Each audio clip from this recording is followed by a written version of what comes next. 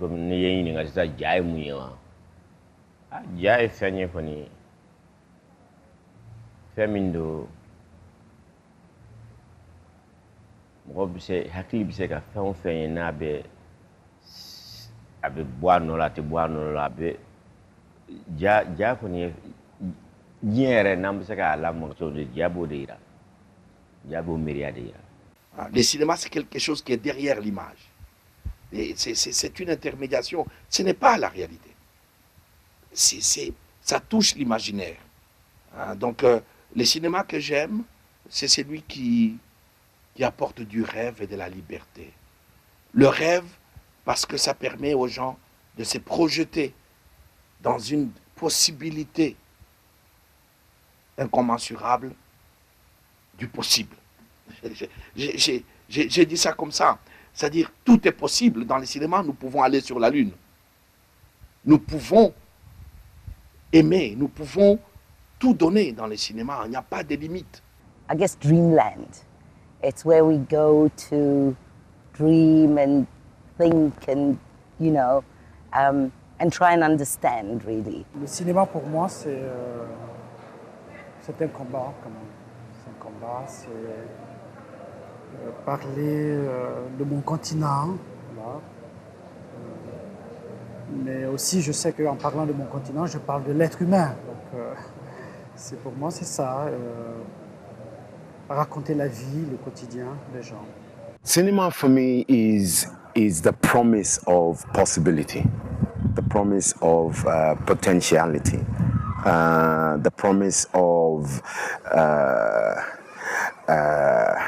the ability to have in motion an indexical machine that can be a recorder of time and emotion. That for me is first and foremost what it is. Ce que je voulais à travers le cinéma, c'est que l'on sorte du collectif, parce que souvent on existe en tant qu'individu dans la famille, dans le groupe, on est toujours caché par le collectif. Et le cinéma, il nous donne cette possibilité de faire émerger l'individu à travers les histoires qu'on va raconter. Le cinéma est cet art que tout cinéaste africain a cette grande possibilité de remplir une mission fondamentale, c'est d'officialiser en portant à l'écran les façons de vivre, d'aimer, de prendre du plaisir, de souffrir, de lutter, qui sont celles des sociétés africaines.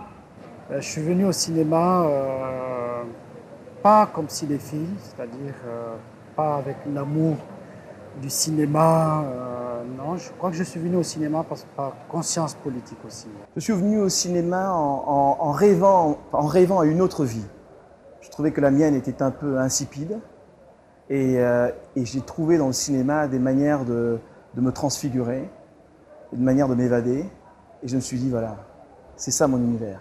Maintenant, parce que je suis un homme d'Afrique, parce que je suis un homme du Congo, je suis arrivé au cinéma pour raconter le Congo.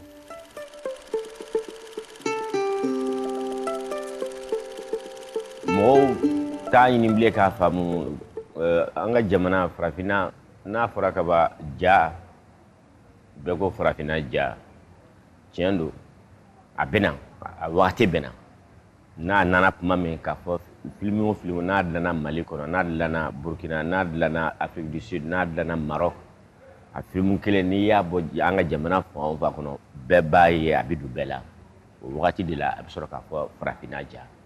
Il y a un cinéma en Afrique. Est-ce qu'il y a un cinéma africain?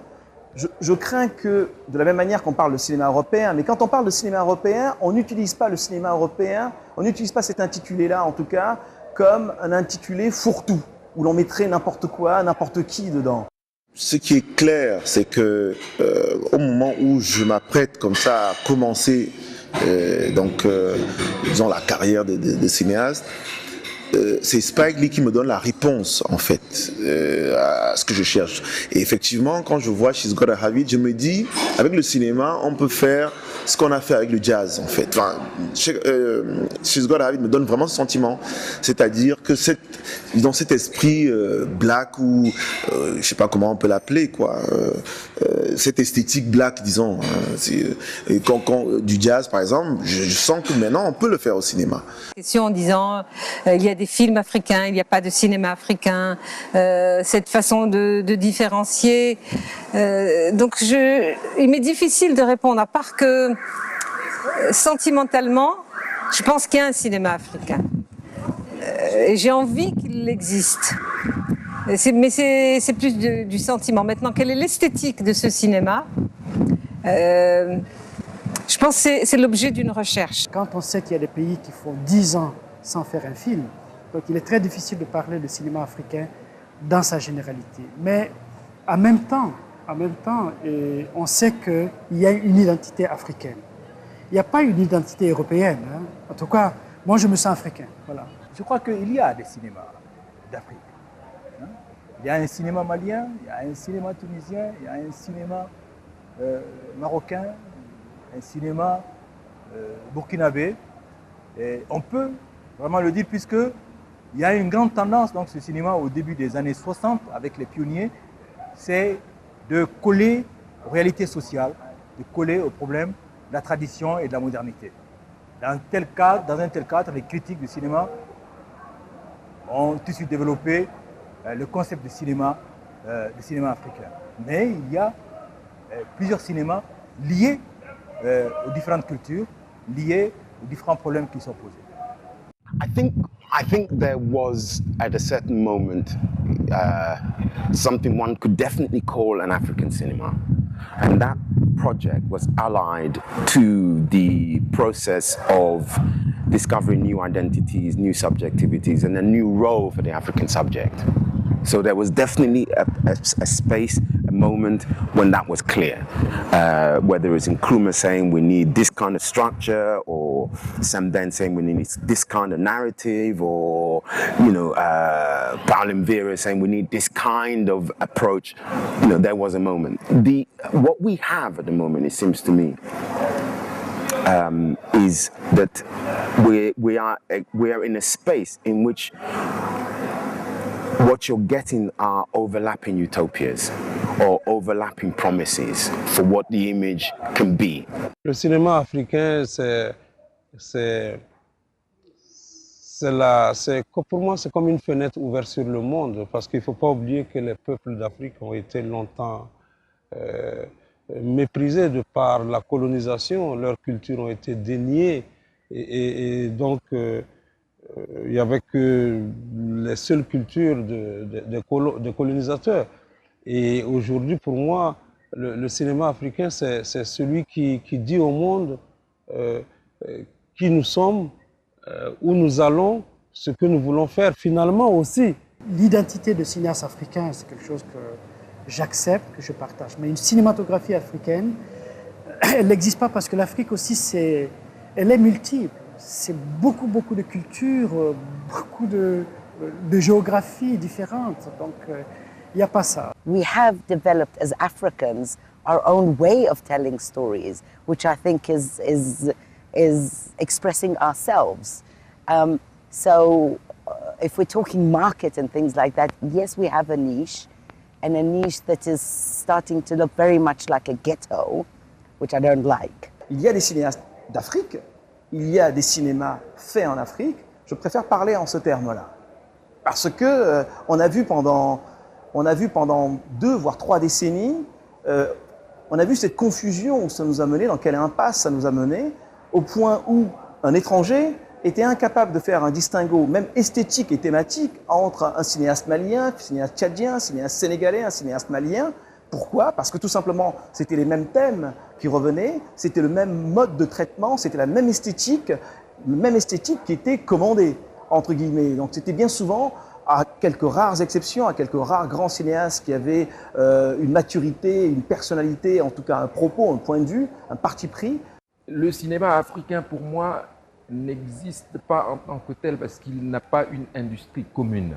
Mais je m'inscris, moi, comme cinéaste africain parce que je partage une réalité politique, sociale, économique et culturelle avec tous mes confrères.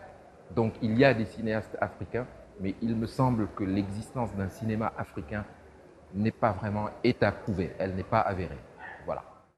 Amaso yoro ma folo. Kadaka ambe yoro mina sa ambe kurukuru de la. Tige. O tige sa bebe ki tani voila. O dola so ba mina ka fo ni mi min la ndoro ko e frafina jaye. Ka so ne ya dla no ni tara na malla te se ka laje. Ni ya dla malila ni tara na Maroc te se ka fle. Mo ko se ka fo ko frafina jaye.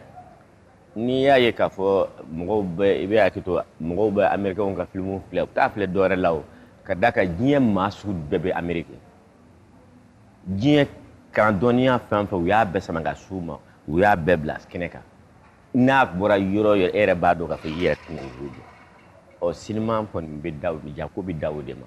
Et j'avais repris une phrase de Simban Ousmane que je trouve merveilleuse quand il dit que si on fait du cinéma, c'est à la fois pour nous, pour nos pays, mais c'est aussi pour qu'on soit vu ailleurs. Il a pris la précaution de dire que pour être universel, il faut savoir parler de son village. Le cinéma, comme disait le grand Simban, c'est un miroir. C'est nous, Africains, on est arrivés au cinéma pour corriger un miroir. Pourquoi? Parce qu'on est un peuple dont l'image a été détruite, dont l'image a été galvaudée, stéréotypée jusqu'à maintenant.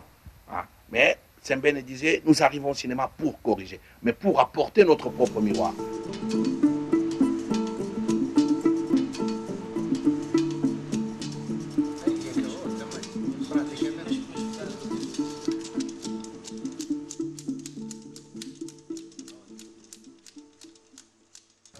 Jad la fo i afin de ka kibulo ibise ka barake ni mi hakili mana kibulo ka adlan fan kibulo ibake ati jamblo munum be bongo lu labado nu ma ketro be tabi kien ba se Amerique tout ye fragela Europe tout ye Asie tout ye ko do re ko frafina ko Europe ja bora ko frafina ba ambu sama usema kana ni jabia ni jate unado. Je ne me vois pas venant faire un film en Afrique, bien que je respecte le cinéma de divertissement, je ne me vois pas faire un cinéma de divertissement, en tout cas pour l'instant. Il y a tant de sujets, tant de drames, tant de douleurs, tant de souffrances, et tant de matière à se révolter, qu'il me semble qu'il y a de la matière brûlante là. Et j'ai voulu que ce retour à l'Afrique, entre mon film Le Sourire du Serpent que j'ai fait à Paris, ce retour à l'Afrique avec mon film L'Absence que j'ai fait à Dakar, j'ai voulu que ce soit un film qui revienne aux politiques, parce que c'est fondamental pour moi. Tout ce qui se passe en Afrique, que ce soit la corruption, que ce soit la domination par des multinationales étrangères, on touche aux politiques, on touche à la démocratie. Moi, c'est la réalité qui m'intéresse en fait, finalement, parce que c'est contradictoire, mais c'est au fond la réalité qui m'intéresse. Et j'ai pas envie de m'installer totalement dans la fiction. Vraiment, je peux dire que j'ai envie d'écrire quand il y a quelque chose qui me dérange par rapport à la réalité.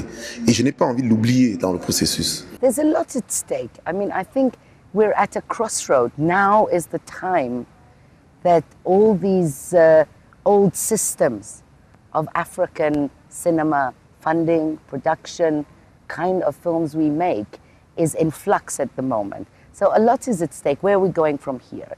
And I think for African filmmakers, we've always had the short stick because we have no distribution. I mean, you make a film, you spend 3, 4, 5 years trying to make a film, and then you just see it in festivals. Je pense que le cinéma africain, ça va être de plus en plus difficile parce que la crise économique structurelle que le monde vit, l'Afrique ne peut pas rester en dehors de ça. Et donc, déjà, les États ont des priorités sur la santé, l'éducation, ce qui est normal. Ils ont déjà beaucoup oublié le cinéma et la culture en général, ce qui n'est pas normal. Mais ils vont encore plus l'oublier. Ça va rester dans les priorités, comme on dit, négatives. Mais on peut penser aussi que les cinéastes, les hommes de culture, les critiques du cinéma, tous ceux qui aiment le voyage, l'esprit du voyage qu'apporte le cinéma, ils vont se mobiliser parce que rien ne s'obtient sans une lutte. Et je pense que les cinéastes devraient aussi s'organiser car, et comme toutes les couches et classes sociales de la société dans laquelle ils vivent, ils en font partie eux aussi. Ils ont le droit à l'existence, ils ont le droit à des salaires, ils ont le droit au travail et ils vivent que de ça. Et le cinéma ne doit pas mourir rien que pour cela. Et à partir de ce moment, je pense que les énergies vont se converger pour obliger les États à considérer qu'il ne peut pas y avoir de développement durable sans la culture. Les enjeux, c'est de contribuer à cette renaissance africaine que les autorités du continent ont lancé comme objectif majeur. Et là, ils n'ont pas tort. Ils n'ont pas tort, mais ils oublient le rôle et la place de la culture.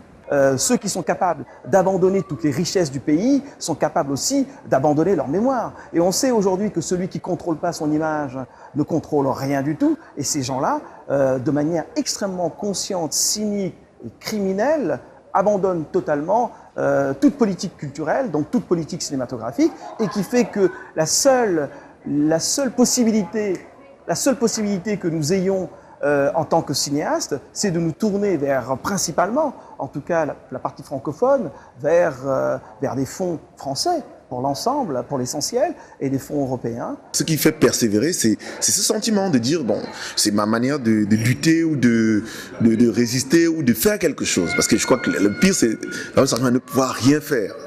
Et donc je crois que s'il n'y avait pas cette réalité, je ne suis pas sûr que je ferais même du cinéma, disons.